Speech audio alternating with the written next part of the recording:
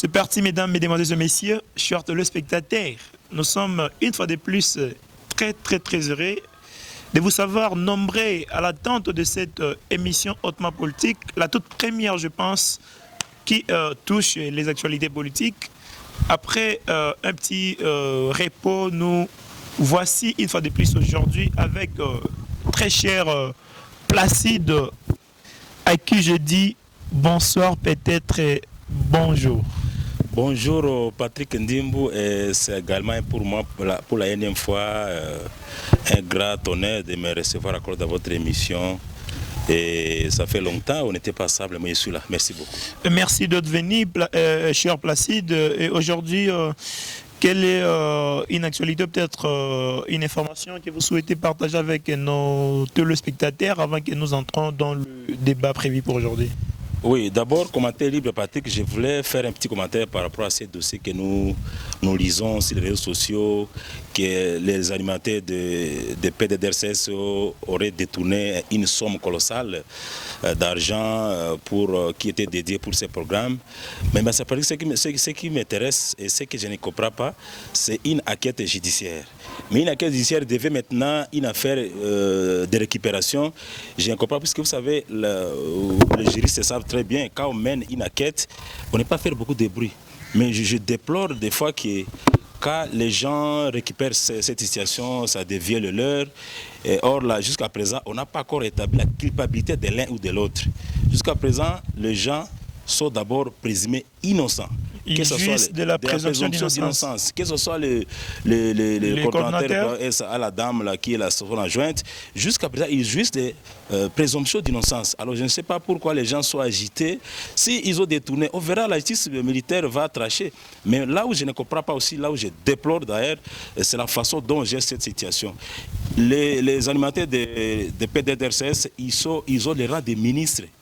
Ils ont déjà des ministres, la façon dont ils ont été traités, je vois même la dame qui a été maltraitée avec les services de sécurité, je n'ai pas aimé ça. Ils sont fautifs, alors il y a des procédures à faire. Alors moi j'appelle vraiment la justice militaire à faire son travail, à travailler dans la transparence comme elle est indépendante, mais la récupération politique pour une affaire politique, ça ne nous intéresse pas. Laissons la justice faire son travail et puis nous aurons à la fin du compte s'ils sont coupables ou non. Voilà, je voulais faire ces petits commentaires au-delà de ça. Voilà, merci pour cette information que vous venez de partager avec nos téléspectateurs. Monsieur Placide Ouchéchan, aujourd'hui nous sommes à 24 heures de la fin, ou peut-être de la clôture, voilà le thème qui arrive, officiel du délai qui a été donné par la CENI pour les dépôts des candidatures à la députation nationale. Aujourd'hui, dans la province de l'Ituri, particulièrement dans la ville de Bunia, nous voyons les gens défiler par-ci, par-là. Quel est votre commentaire en tant que politique et aussi candidat à la députation provinciale? Merci Patrick pour cette belle question. Ce qui est vrai, c'est d'actualité actuellement.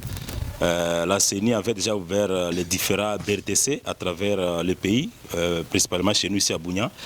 Nous avons vu d'abord dès les premiers jours comment les regroupements, soit les partis politiques, se sont comportés. D'abord, le premier constat, c'était qu'il y a eu beaucoup de réticences, il y a eu beaucoup de partis qui n'ont pas été pressés pour commencer à déposer. Dès les premiers jours, les premières semaines, les deuxièmes semaines, on a constaté ici dans la ville d'abord, puisqu'ailleurs c'était peut-être des petits engouements. Mais ici, on a constaté que les candidats peut-être se regardaient encore qui va commencer. Et il y avait cette difficulté-là aussi de les préparations, il faut le dire. Il y a des partis politiques qui avaient difficulté pour recruter les candidats. Des candidats qu'on recrute par-ci par-là, dans les rues, dans les quartiers. Or, les élections se préparent. Les gens savaient que nous aurons la date de dépôt de candidature devait être telle date à telle date. Mais il y a des partis qui viennent à peine d'être installés ici, qui cherchaient encore des candidats, des regroupements alors qui se recherchaient encore, qui n'avaient pas encore l'argent pour payer la caution de leurs candidats. Nous avons vu ça aussi. et aussi les retards dans l'envoi même de preuves de paiement, puisque vous savez, ça se paie souvent au niveau des sièges des partis politiques. La plupart des sièges se retrouvent à Kinshasa. Alors ça a créé, c'est ce que le conseil que nous avons fait sur le terrain. Et vous savez, nous sommes de l'AFDC, chez nous il n'y avait pas ce problème-là. D'ailleurs, nous étions les premiers à avoir déposé officiellement la candidature de notre Papa Roubi, lui il est candidat à la députation nationale ici. Nous étions les premiers à déposer ça officiellement. Et je suis au premier suppléant, ce n'est même plus un secret. La fois passée, vous m'avez posé la question, j'avais dit que je suis de l'AFDC.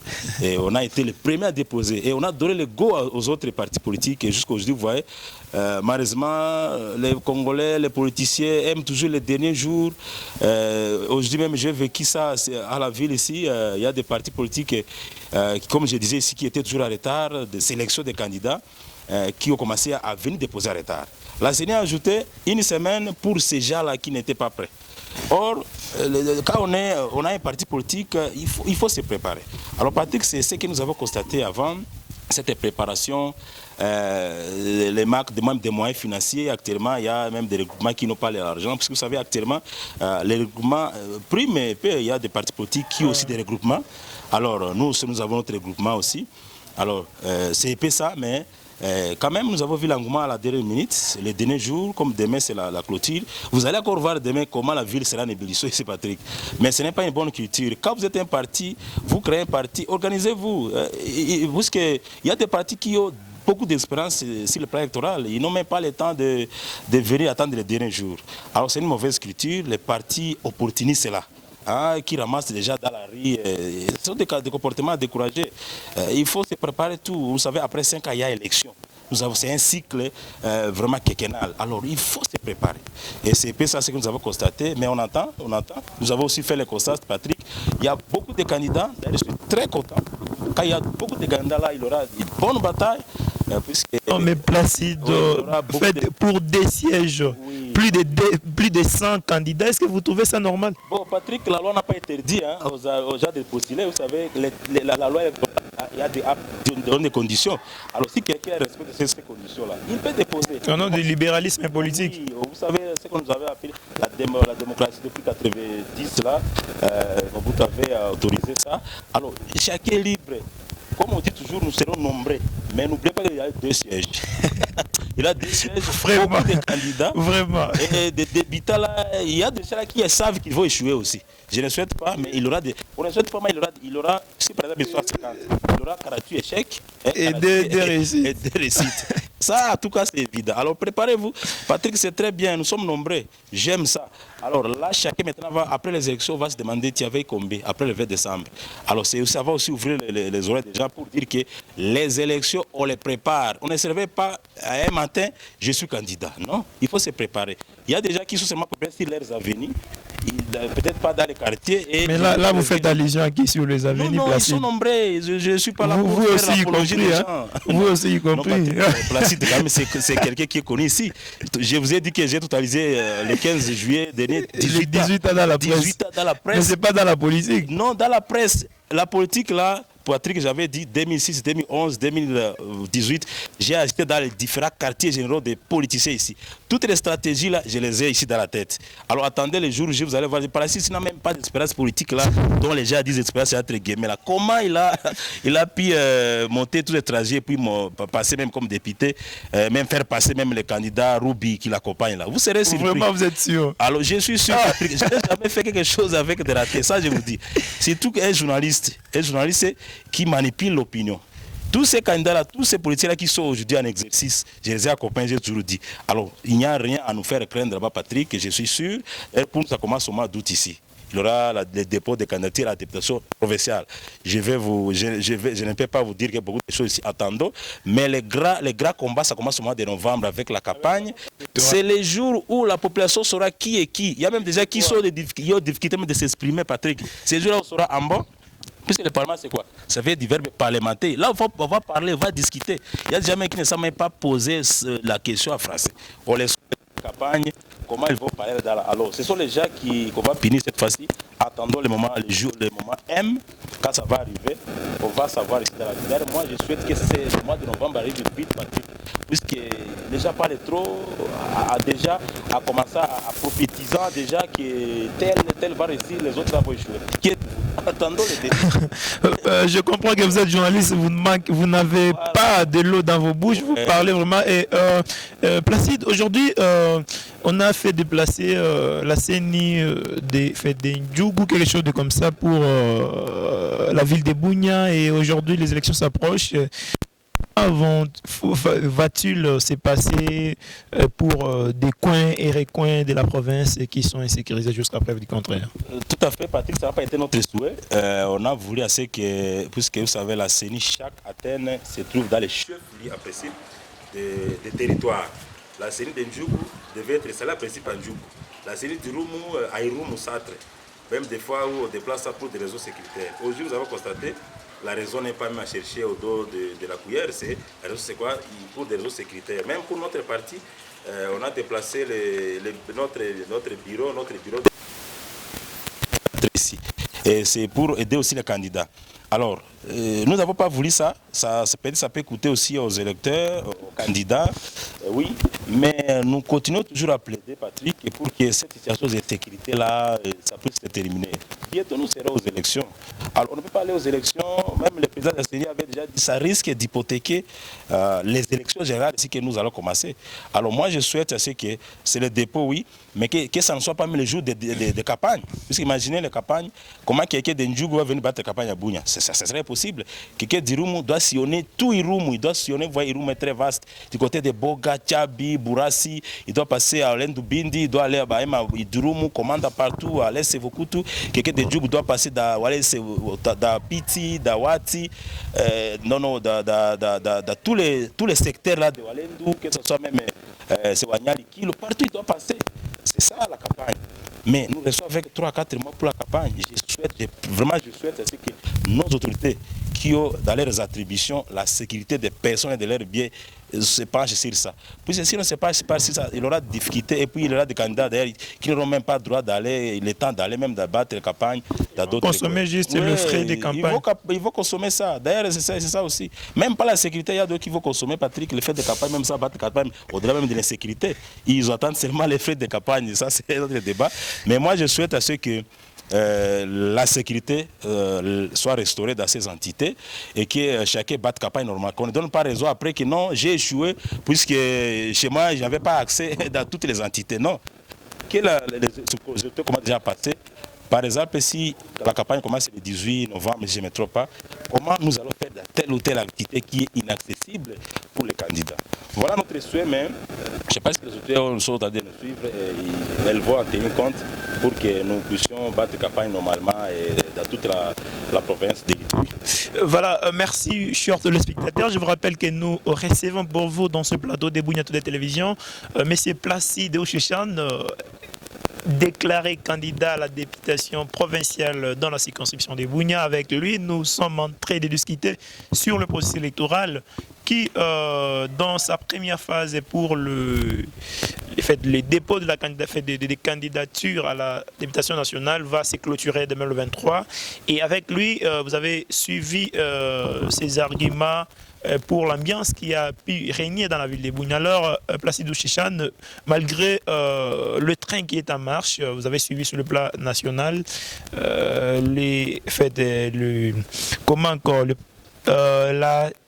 une organisation dont j'échappe les noms qui demande les dialogues avant les élections. Est-ce que c'est une façon de donner encore l'occasion au partage des gâteaux? Comment?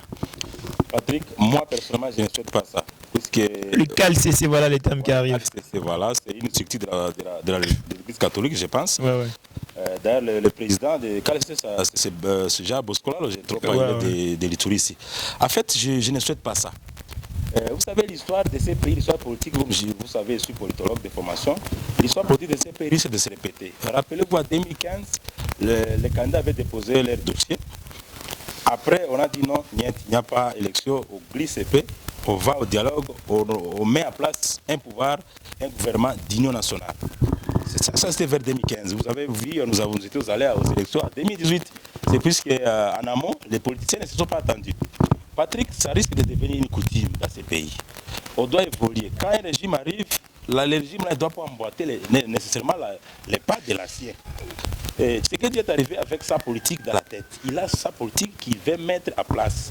Les mêmes opposants, d'ailleurs, ce sont aussi les opposants, pas seulement CC. J'ai même suivi la communauté internationale, une représentation de la communauté internationale. Voilà. Ils ont même visité certains opposants, certains leaders de l'opposition. Alors, Patrick, je ne souhaite pas ça. Dans les cas, vous savez, les mêmes opposants là, ou soit les mêmes personnes là qui disent aujourd'hui qu'il faut aller au dialogue.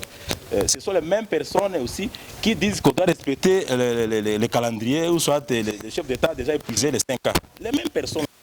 Alors, où allons-nous finalement? Ils disent que non, les chefs d'État déjà 2024, on aura un nouveau président, chef de l'État. Alors, en même temps, vous demandez le dialogue. En même temps, vous demandez le dialogue, pourquoi? Qu'est-ce qui empêche maintenant? Allons-y d'abord. Allons d'abord aux élections. Et puis, sachez que ce sont les initiateurs de cette idée-là, ce sont les gens qui opèrent des élections.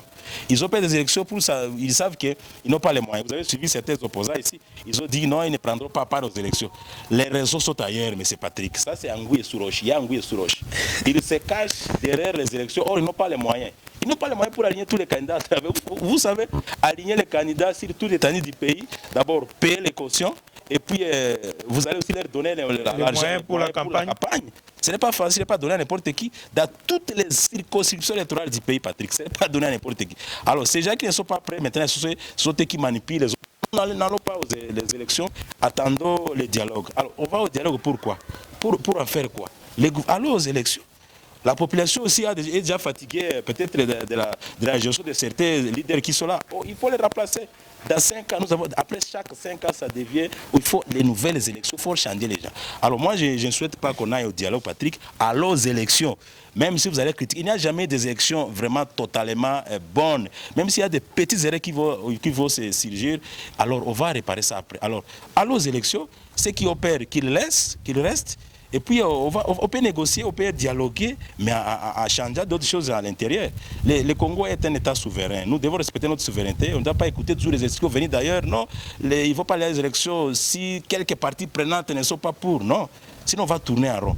Alors, les traits déjà des élections est déjà en marche. Tshisekedi a déjà mis les moyens pour les élections avec ses partenaires. Les candidats ont déjà déposé les candidatures. Nous avons déjà investi, nous les candidats, nous investissons déjà.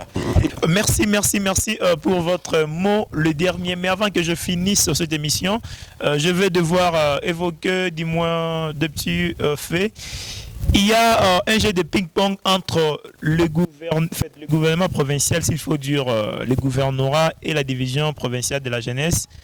Un mois après, demain ça sera le 23, un mois après les élections au niveau du conseil provincial, il n'y a pas toujours installation du président provincial à la personne de Deogassès Mungamouzi. J'ai eu à rencontrer les chargés de la jeunesse au niveau du gouvernorat.